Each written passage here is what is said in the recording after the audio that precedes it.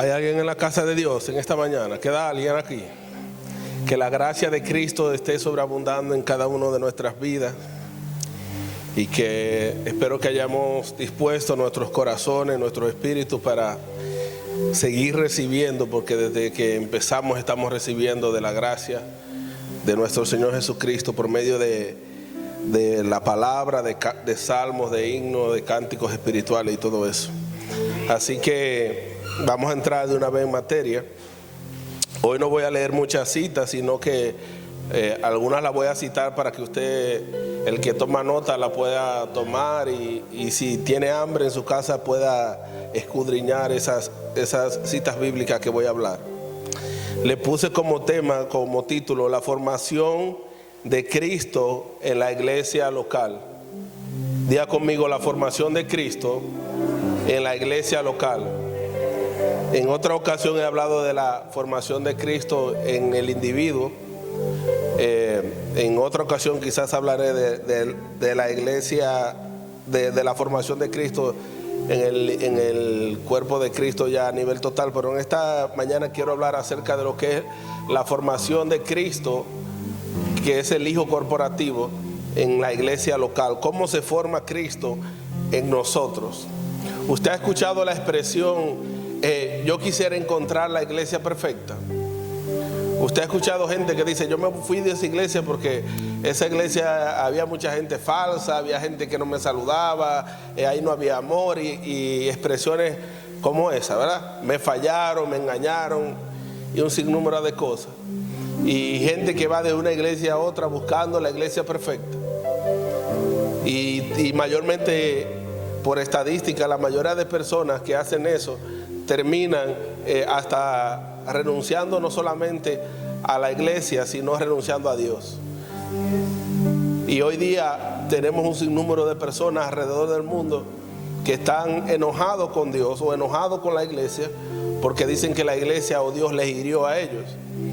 Pero no fue porque no se entendió la dinámica del cuerpo. Porque todo lo que nosotros vemos, como nosotros decimos que la iglesia no es perfecta, pero Cristo la diseñó perfecta. Solo que para lo que nosotros no es perfecto, Él lo está usando para perfeccionarnos. Y vamos a ver cómo cada una de esas, las disensiones que vemos en la iglesia, como los pleitos, chismes, todas esas cosas, el Señor las diseñó o las usa para formar a Cristo en cada uno de nosotros. Y vamos a ver una iglesia sana. ¿Qué es una iglesia sana? Porque decimos, ¿cuál es la iglesia sana? ¿Cuál es la iglesia correcta? Podemos decir así. O la iglesia perfecta. La iglesia sana y la iglesia correcta, déjeme decirle de antemano, que es la iglesia que está diseminada en todas las naciones. Ahora mismo hay más personas en otras locales congregándose en esta ciudad. Esa es la iglesia. Y estamos aquí también. Pero en ninguna usted va a encontrar lo que para usted es perfecto. Esa iglesia que usted ve llena de imperfecciones, esa es la iglesia perfecta. Porque el Señor no la ve como usted y yo la vemos. ¿Me explico? Si la vemos como nosotros queremos que sea, no, nosotros tenemos un diseño genial. El único problema es que si le preguntamos a cada uno cómo debería de ser, se forma un monstruo, porque cada uno tiene una idea de cómo la iglesia debería ser. Y si el Señor dejó algo bien claro a sus apóstoles, que fueron los primeros fundadores, edificadores de la iglesia, Él no le dijo, ustedes van a edificar mi iglesia, sino yo edificaré mi iglesia. De otra manera, los edificadores no somos nada más ni nada menos que colaboradores con Cristo para la edificación del cuerpo. Pero quien edifica la iglesia es Él. Amén. Entonces debemos de entender esa dinámica. Hoy vamos a entender la dinámica de cuerpo. Vaya conmigo a Primera de Pedro, capítulo 2, verso 23 por ahí. Primera de Pedro, capítulo 2, verso 4, perdón. Primera de Pedro, capítulo 2, verso 4. Creo que es casi la última cita que vamos a leer. Dice así, lo voy a leer. Dice, acercaos a Él dice el apóstol Pedro, piedra viva, no dice piedras vivas, dice piedra viva, desechada ciertamente por los hombres, mas para Dios escogida y preciosa. Está hablando de Cristo. Vosotros también como piedras vivas, Cristo es la piedra angular, entonces dice, y vosotros también como piedras vivas, sed edificados como casa espiritual y sacerdocio santo, para ofrecer sacrificios espirituales aceptables a Dios por medio de Jesucristo. ¿Qué es una piedra viva? Si nosotros nos dirían que es una piedra viva, estaríamos viendo, bueno, es que Cristo era una piedra viviente. No, se puede decir así. Pero cuando está hablando de piedras vivas, para un edificador de aquel entonces, porque hoy se construye de diferentes tipos de materiales, pero en aquel entonces las casas, habían tiendas y habían casas. Mayormente los hebreos y los nómadas vivían en tiendas, pero en las ciudades se hacían casas. Y una casa se hacía, las casas no había esa tecnología del cemento y la varilla, sino que se construía con piedras. Y se le llamaba piedra viva a una piedra que estaba llena de desajustes, una piedra que no estaba moldeada. Usted ha visto una piedra en un río, ¿verdad? Que tiene hoyos, a veces nosotros decimos, mira, parece un caballo, parece una nube, parece algo, porque para nosotros tiene una forma. Pero eso es lo que ellos le llamaban piedra viva, porque para poderla encajar en un edificio, esa piedra viva tenía que ser lisada. Y una de las maneras de lisar esas piedras era una con otra. Las guayaban una con otra hasta que esas piedras tomaban la forma para ser encajada en la casa o el edificio que se estaba construyendo en aquel entonces.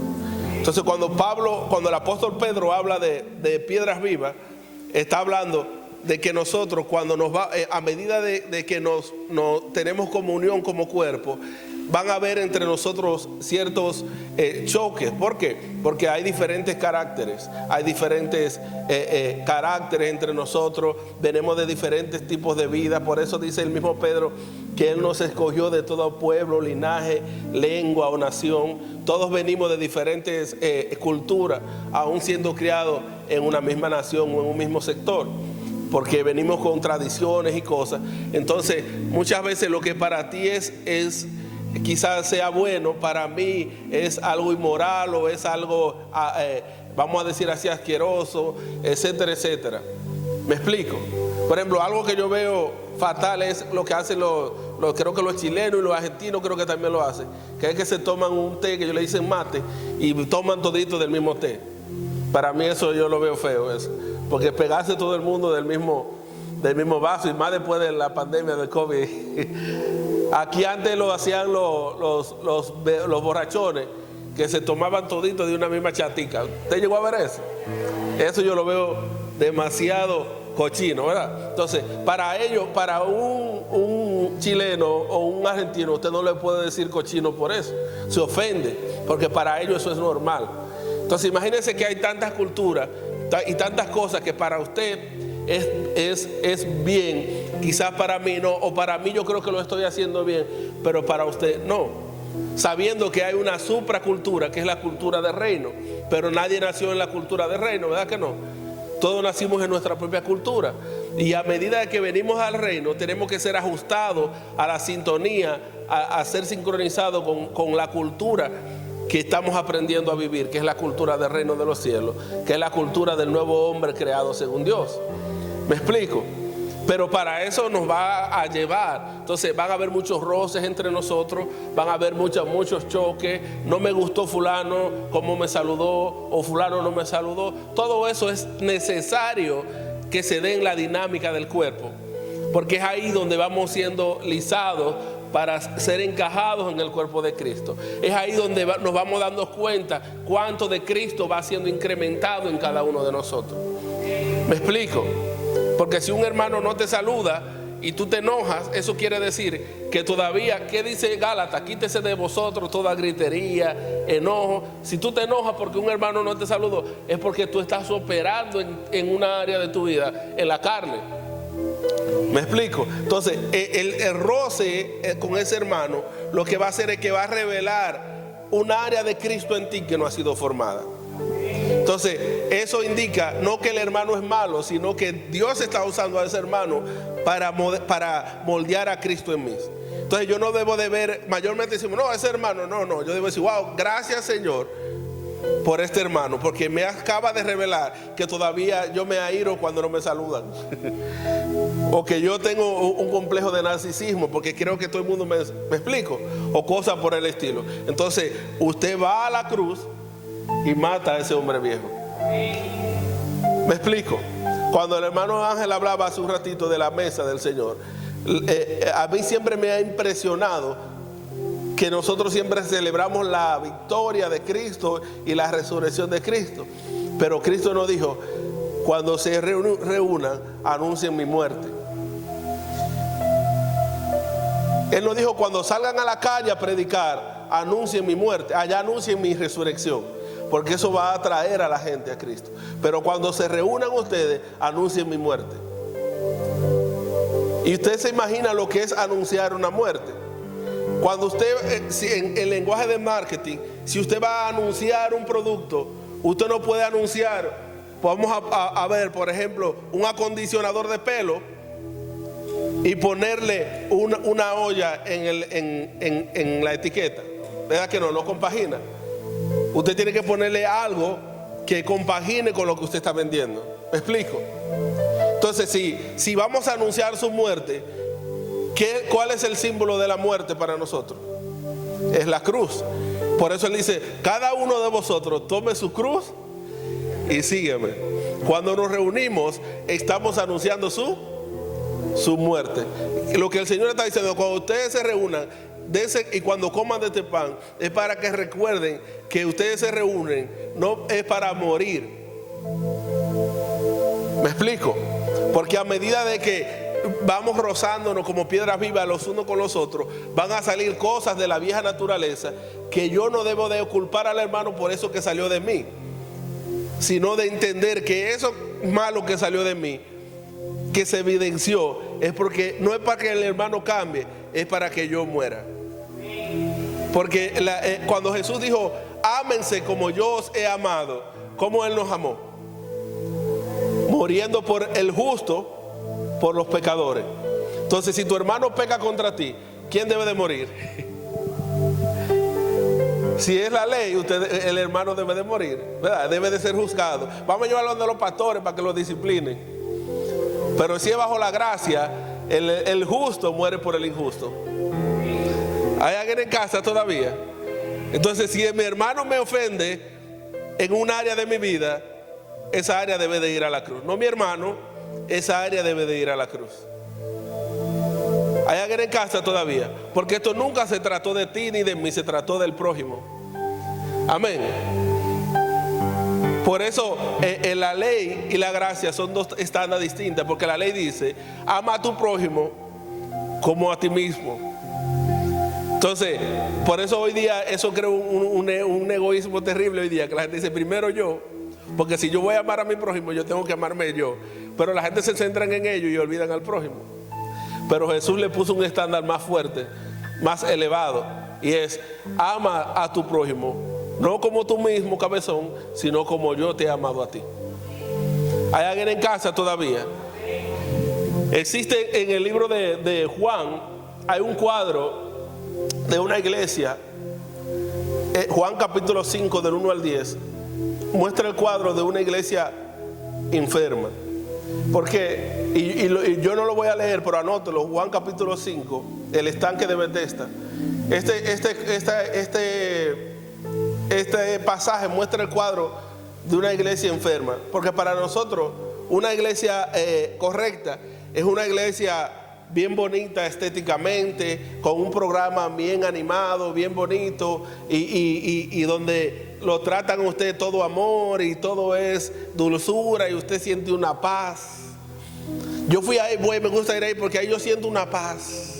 Y yo siento un gozo en mi alma. Y cuando sale de ahí, no hay gozo ni hay paz.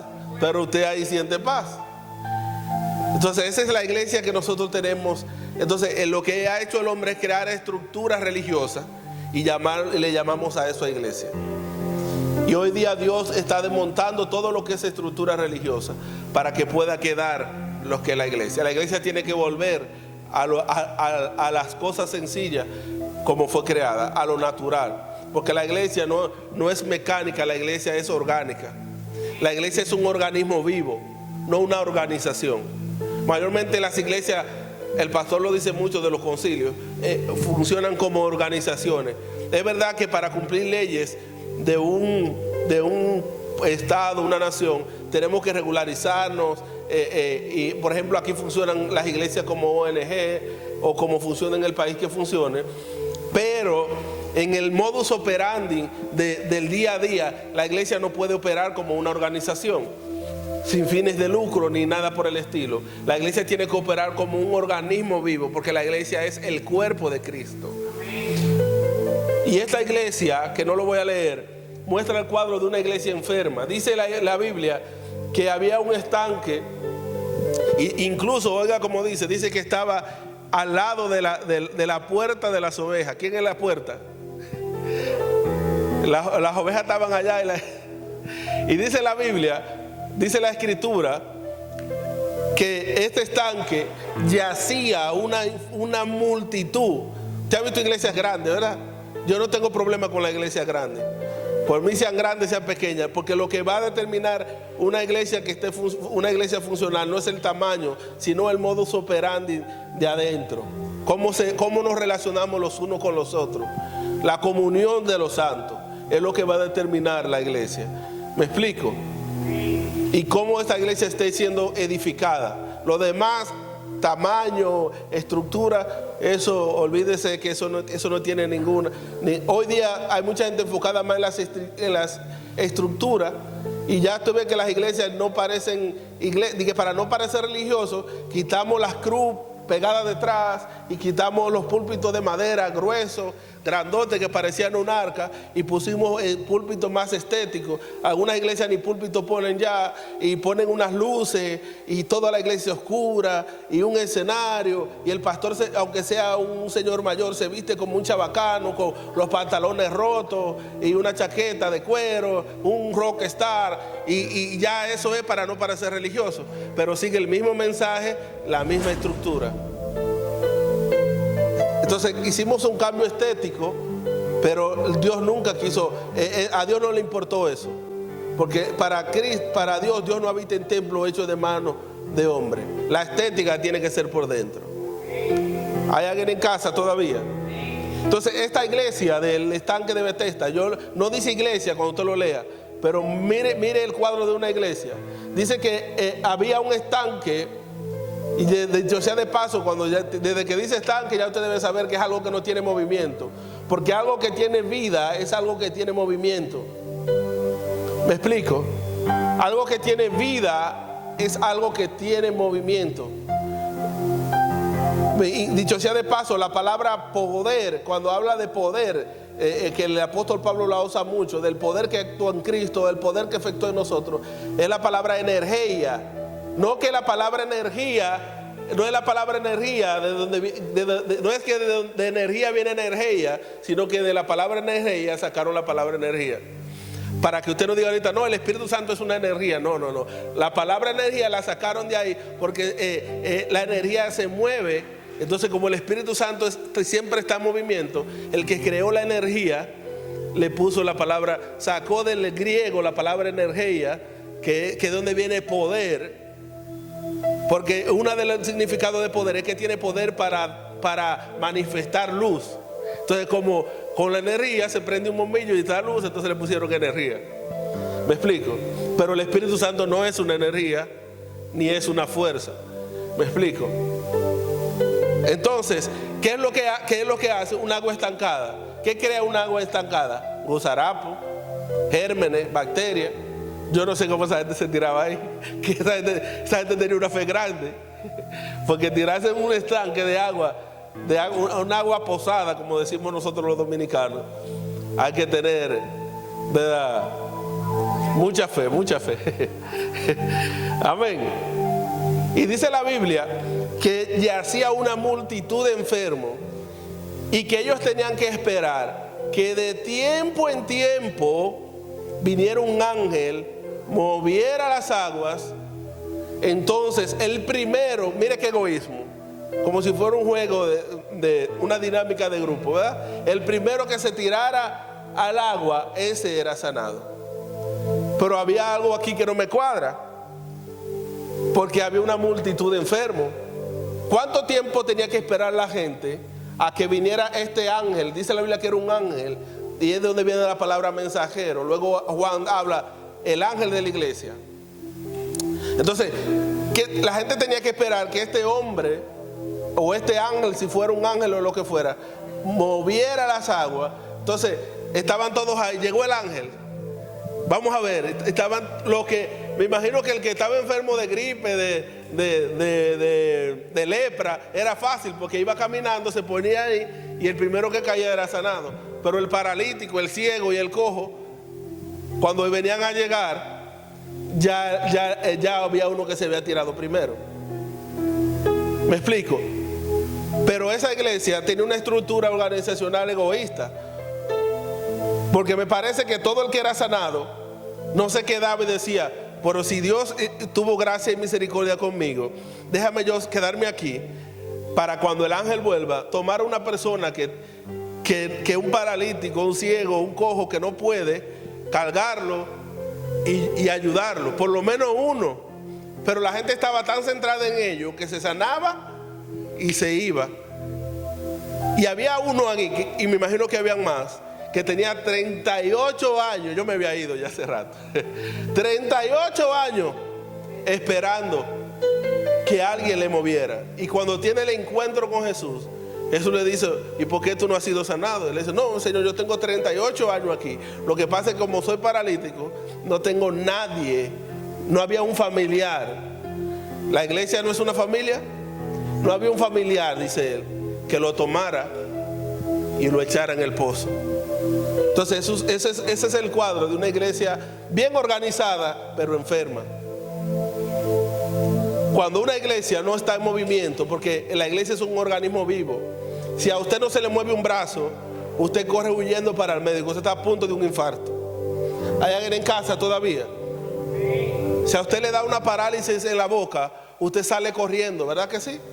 Porque algo no está bien.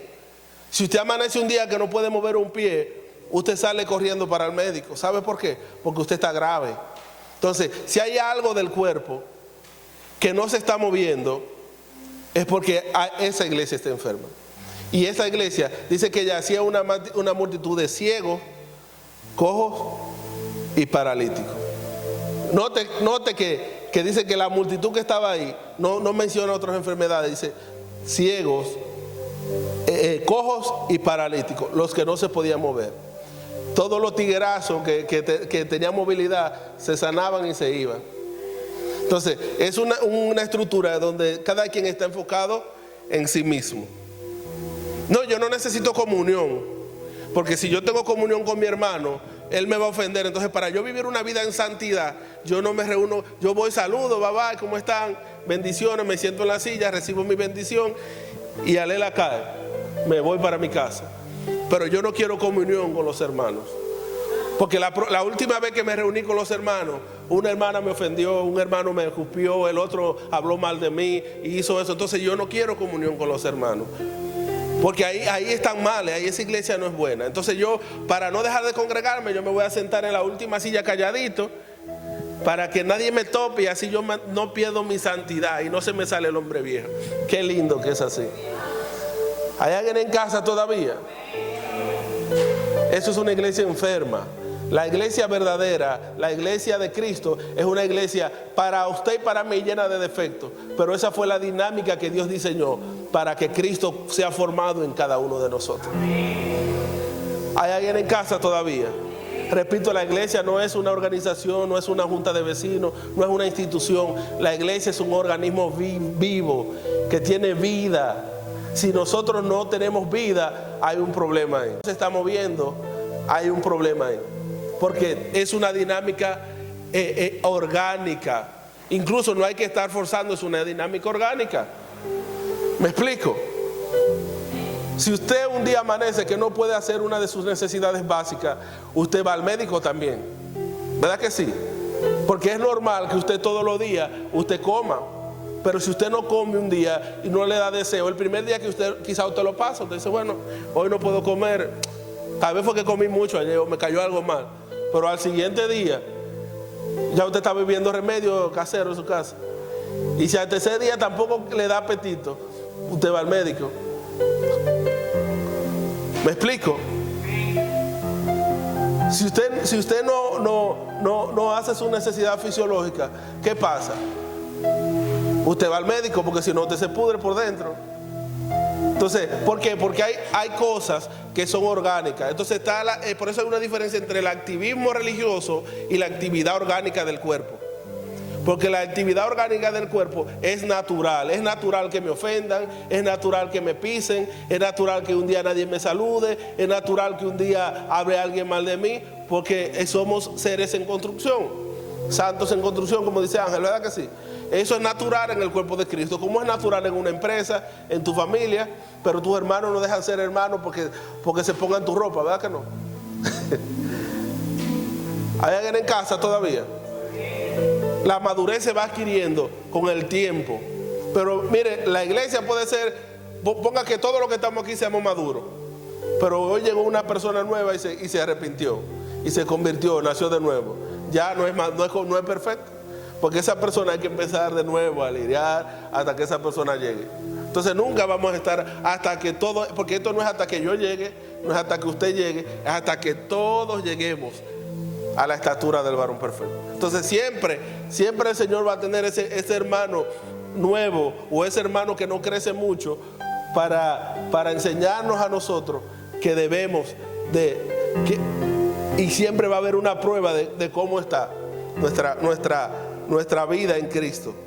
Amén.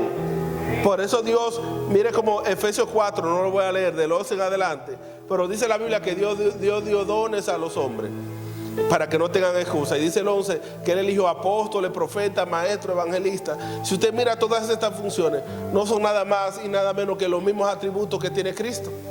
Cristo dio sus mismos atributos en persona para formar el cuerpo. Él es el sumo apóstol, dice Pablo, de nuestra profesión. Él era el buen pastor, él mismo se llamaba. A él le llamaban maestro, rabí. Él era maestro, ahí van tres. Él pasó el tiempo predicando, era evangelista.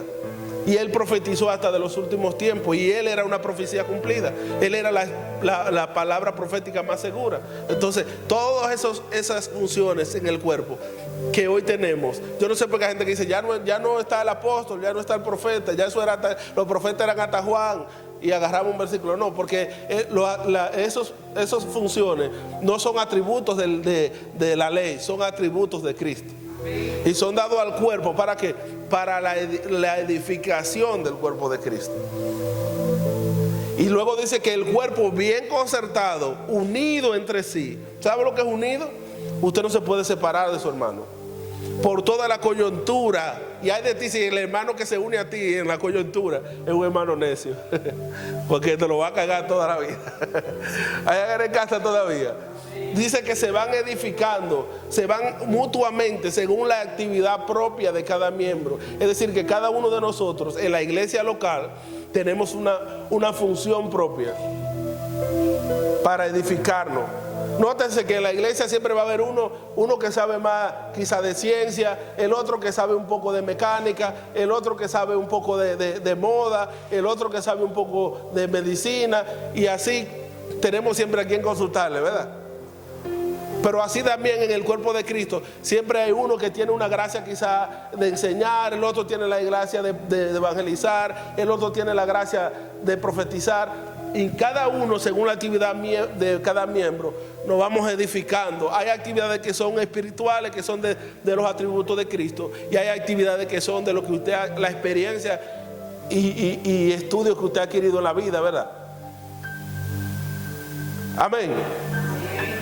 Por ejemplo, ¿cómo debería de funcionar una iglesia local naturalmente funcionar? Si se dañó un aire y hay una persona, un hermano que sabe de refrigeración, ¿quién es que tiene que arreglar ese aire? Así es que debería de funcionar. ¿Me explico? Si hay una actividad y hay una hermana que cocina bueno, ¿a quién es que le toca cocinar? A la hermana que cocina bueno. ¿Hay alguien en casa todavía? Si se dañó un carro a la salida y hay un mecánico, ¿a quién es que tiene que quedarse tarde hasta que ese vehículo se arregle? El hermano que sabe de mecánica. Entonces así debería de funcionar una iglesia orgánica. Pero ¿cómo hacemos nosotros? No, el hermano no, porque el hermano me ofendió. Yo busco otro. Y así hacemos un lío. Y entonces el hermano se ofendió. Mira, buscó otro que le arreglara el aire y yo sabiendo que yo sabía. Y ahí se porque no queremos enfrentar. No, porque yo no busqué al hermano, porque el hermano me dijeron que es cristiano, pero es ladrón. Le fue a arreglar un área a la hermana y dice que le robó una pieza. Enfréntelo en amor. Dice, vosotros que sois espirituales, restaurarle con espíritu de mansedumbre. No le huiga a las circunstancias. Si el hermano le robó, llámale y le digo, mire hermano, usted me excusa, somos hermanos, pero no somos perfectos. Le falta una pieza del aire. No, hermana, que yo me la llevé para arreglarla, yo se la traigo. Hermano, siéntese ahí conmigo, hermano. Usted tiene problemas, porque si usted tiene porque todos no somos perfectos. No, mire, hermano, lo que pasa es que yo en el mundo era ladrón y todavía estoy batallando con eso. Pues vamos a buscar lo que dice la Escritura y vamos a edificar a ese hermano para que sea sanado. Hay alguien en casa todavía. Pero ¿qué es lo que nosotros hacemos? Lo descalificamos. Porque ya ese hermano tiene un defecto que a mí no me gusta. Y Dios no lo va a descalificar. Mire, hermano, si David hubiese actuado así, David no hubiese llegado a ser rey cuando Saúl lo mata. Porque él, por David que fuera, no iba a poder con un ejército entero. ¿Sabe lo que hizo David? Cuando David se esconde de Saúl, dice que se metió en una cueva. La cueva creo que es de Adulán.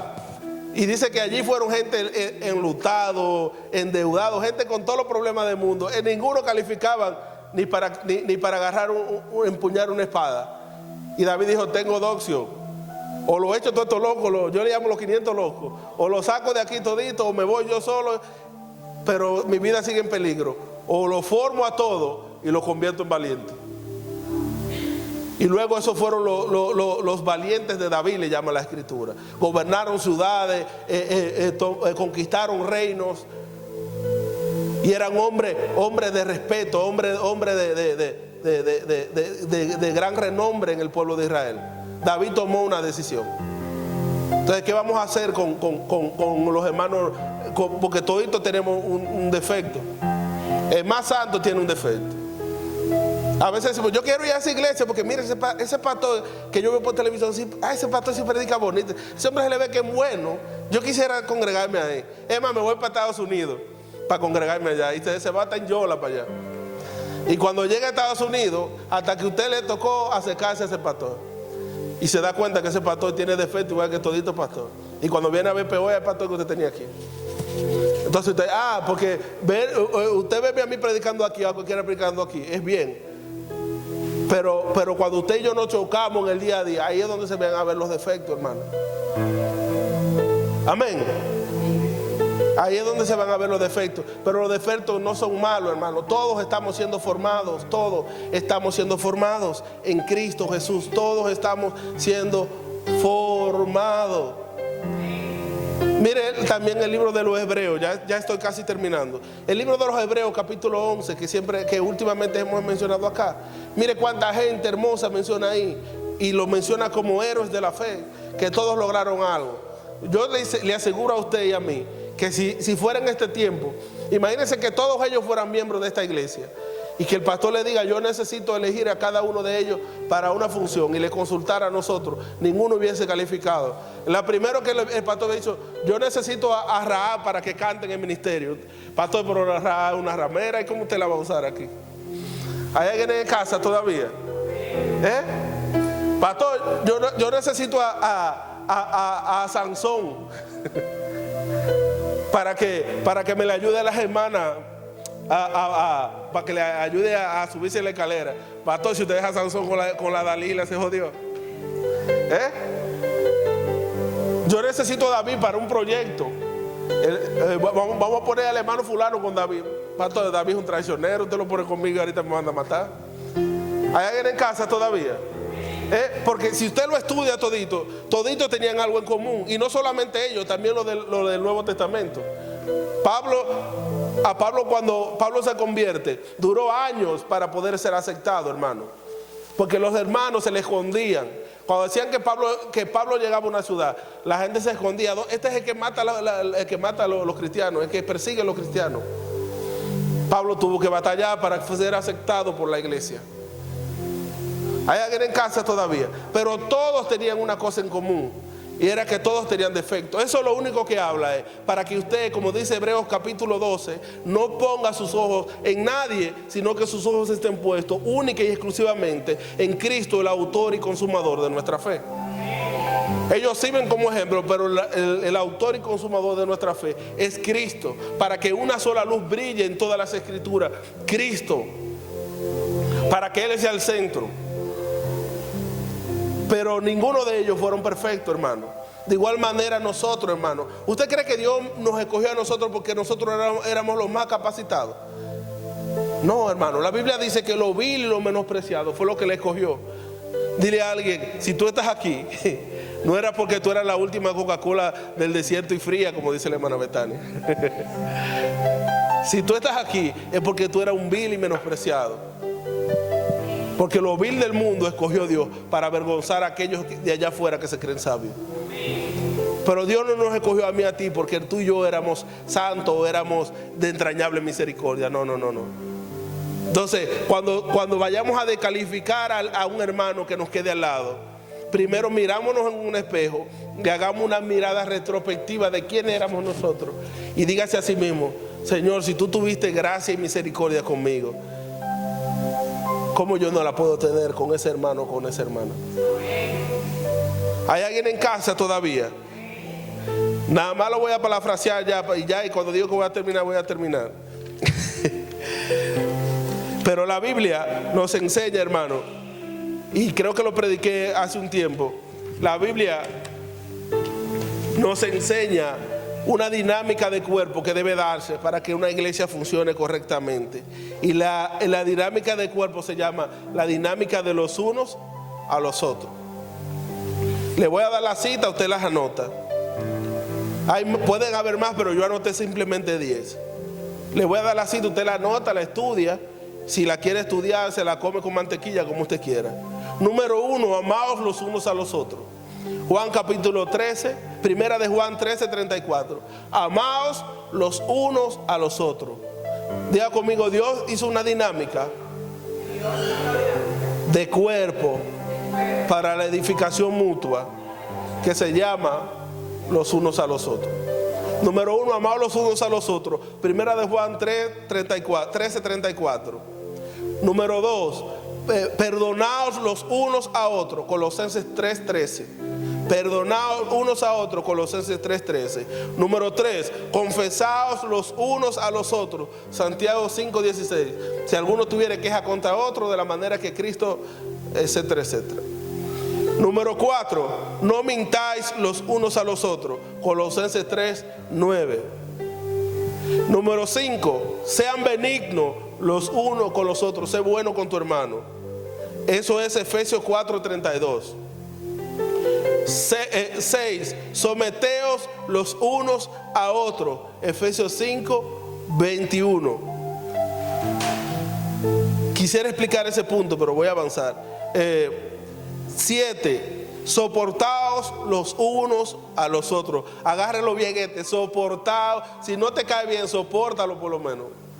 Soportaos los unos a los otros, Colosenses 3:13. Animaos los unos a otros. Cuando tu hermano se siente desanimado, animaos los unos a otros. Primera de Tesalonicenses 5:11. Consideraos los unos a los otros, Hebreos 10:24. Y dice, como superiores a vosotros mismos, para que ninguno de nosotros tenga más alto concepto de sí del que debe de tener. Y número 10, y no menos importante, orad los unos por los otros. Santiago 5:16. Y esto va, cuando un cuerpo opera en esta dinámica, si dice que nos amemos los unos a los otros, es porque va a haber personas difíciles de amar. Si dice que nos perdonemos los unos a los otros, es porque van a existir ofensas. Dios nos dijo que no iba a haber ofensa entre los hermanos. Para eso está el perdón. Si dice confesados los unos a los otros, es porque de vez en cuando va a haber cosas ocultas que tú tienes, que si el hermano hice esto, perdóname. O va a haber cosas con las que tú solo no puedes lidiar y vas a tener que buscar a alguien y confesarle para que te ayude en oración, o que haya madurado en esa área y te ayude a salir como él maduró en esa área. No mintáis los unos a los otros. ¿Por qué? Porque había mentira. ¿Hay alguien en casa todavía?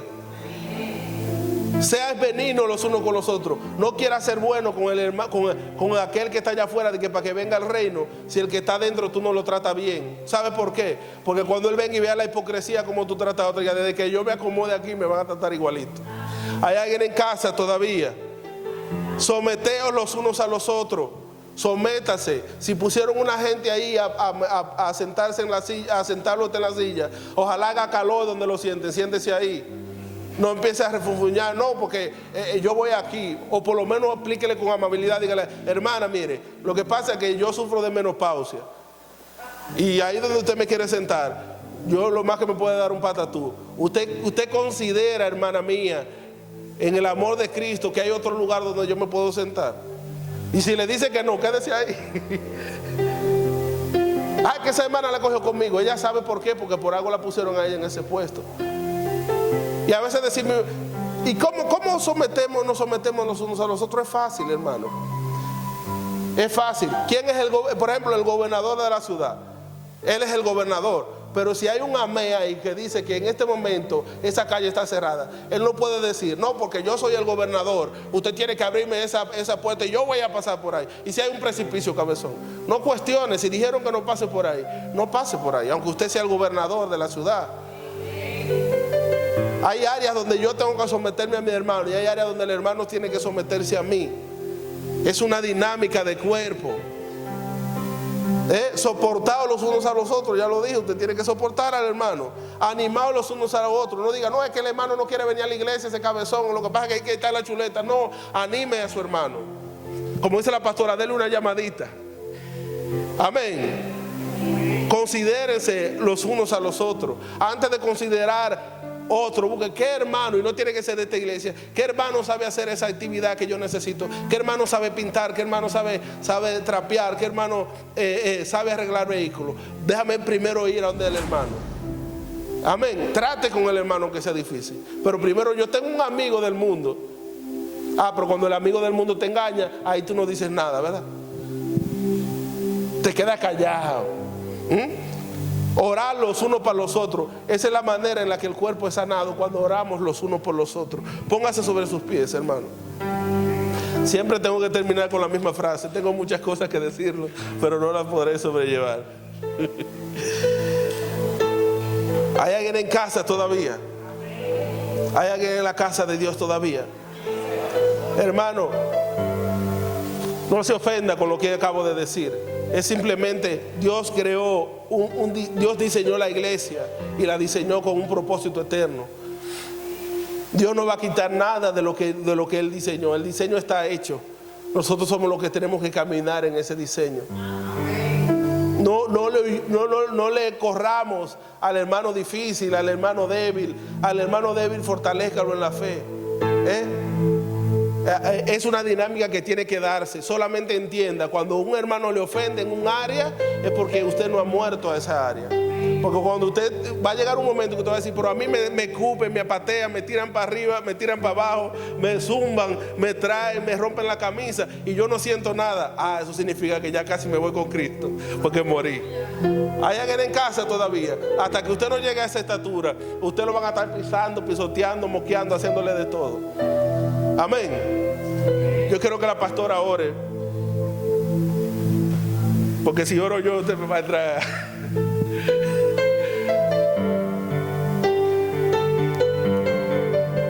Santo, santo, gracias, Padre.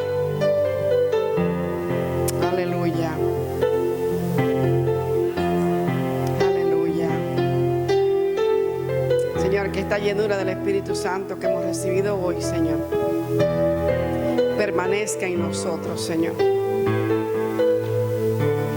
Señor, hemos leído tu palabra, hemos hablado de ti, de tu grandeza, Señor. En esta hora te damos gracias, Señor, por esta palabra que tú has puesto en el corazón de nuestro hermano Wilson, Señor. De que nos amemos los unos a los otros, que nos perdonemos los unos a los otros, Padre. Y cuántas veces hemos entristecido el Espíritu Santo de Dios que mora en nosotros, Señor, por la forma en que vivimos, por la forma en que tratamos los hermanos, por la forma en que a veces ni nos comunicamos los unos con los otros, Padre. Y tú nos mandas, Señor, a amarnos los unos con los otros. Padre, delante de ti nos presentamos cada uno, Señor, pidiéndote perdón por nuestras fallas, pidiéndote perdón, Señor, por las cosas que hacemos, que hemos entristecido tantas veces, Espíritu Santo que mora en nosotros, Señor, como lo hemos contristado, Padre. Bendito Dios, en el nombre de Jesús, trata con nosotros, Señor. Bendice nuestras vidas, Señor. Yo sé, Señor, que muchas veces nosotros te fallamos, Padre, pero tú nos ves con ojos de misericordia, Señor. En esta hora delante de ti, Señor, yo te presento cada persona que está aquí, Señor. Cada persona, Padre, que ha venido hoy aquí a recibir esta palabra, Señor. Que tú trates con cada persona que está aquí, Señor. Que tú administres a cada hermano que está aquí, Señor. Porque no es casualidad que tú los hayas traído hoy a esta casa de fe, Señor, a recibir una palabra, Señor, de que nos bendigamos, de que nos amemos, Señor, de que estemos de acuerdo, puesto en el acuerdo todos nosotros, Señor amado, y que tengamos esos ojos puestos en Jesús, el autor y consumador de nuestra fe, Señor. Porque por la fe estamos aquí de pie, Señor.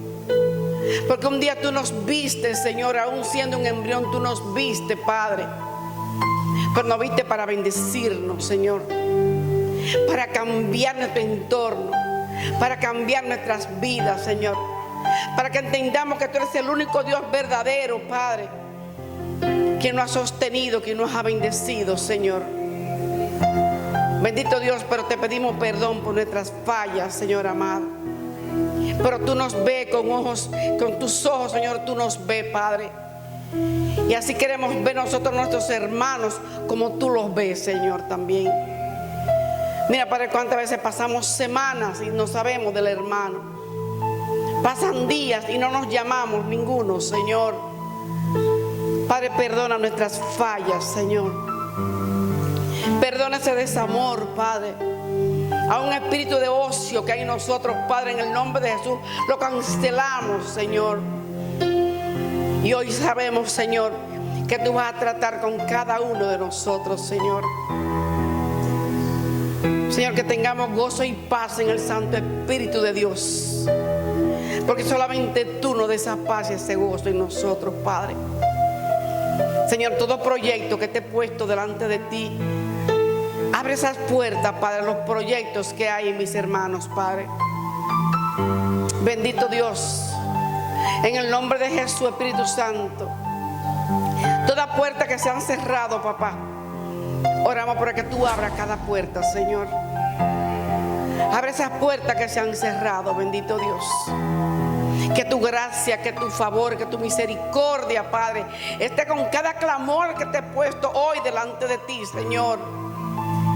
Sabemos, hermano, que cuando Dios cierra puerta es porque Dios nos está librando de algo, pero es para también el propósito eterno que Él tiene con nosotros, Señor.